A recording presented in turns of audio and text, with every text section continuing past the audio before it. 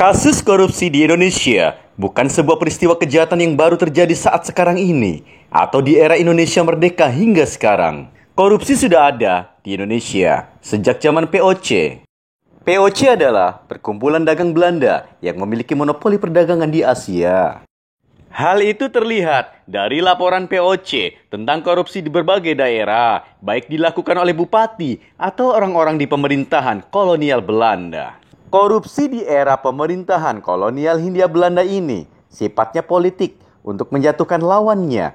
Misalnya penguasa ingin menjatuhkan lawannya dengan menjatuhkan kekuasaan bupati dan ingin digantikan oleh bupati pilihan penguasa dengan menyodorkan isu korupsi. Namun, ada juga yang murni korupsi untuk memperkaya diri sendiri. Kebiasaan pemimpin atau calon pemimpin daerah memberikan gratifikasi juga sudah ada di era masa itu. Termasuk keterlibatan tuan tanah, orang di pemerintahan, dan calon penguasa atau penguasa telah terpola dalam lingkaran korupsi di masa lalu.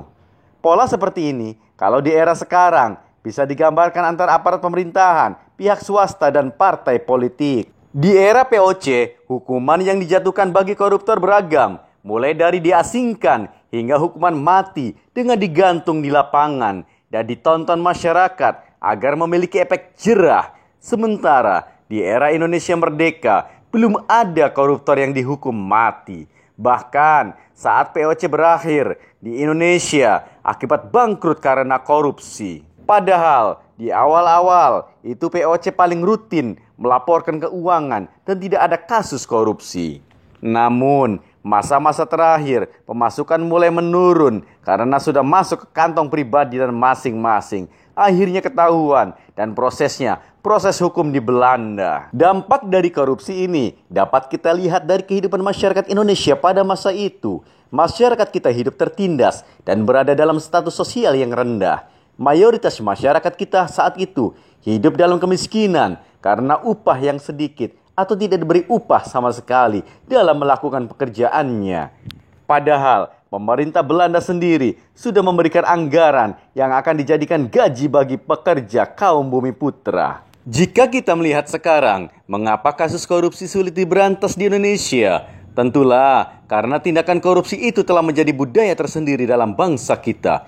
Korupsi telah menjadi budaya yang mengakar dalam diri masyarakat Indonesia sejak Belanda masih menjajah. Saat Belanda masih menjajah Indonesia, alasan yang dapat diberikan untuk melakukan korupsi adalah karena ingin memiliki taraf hidup yang lebih baik.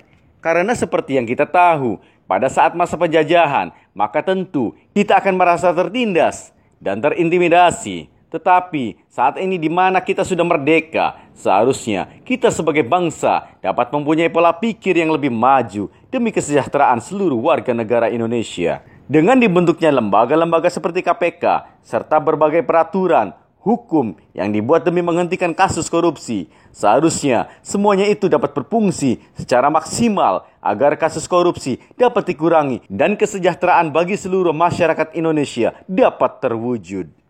Dan berakhirlah kisah sejarah ini. Semoga bermanfaat. Ditunggu like, comment, and subscribe-nya. Terima kasih.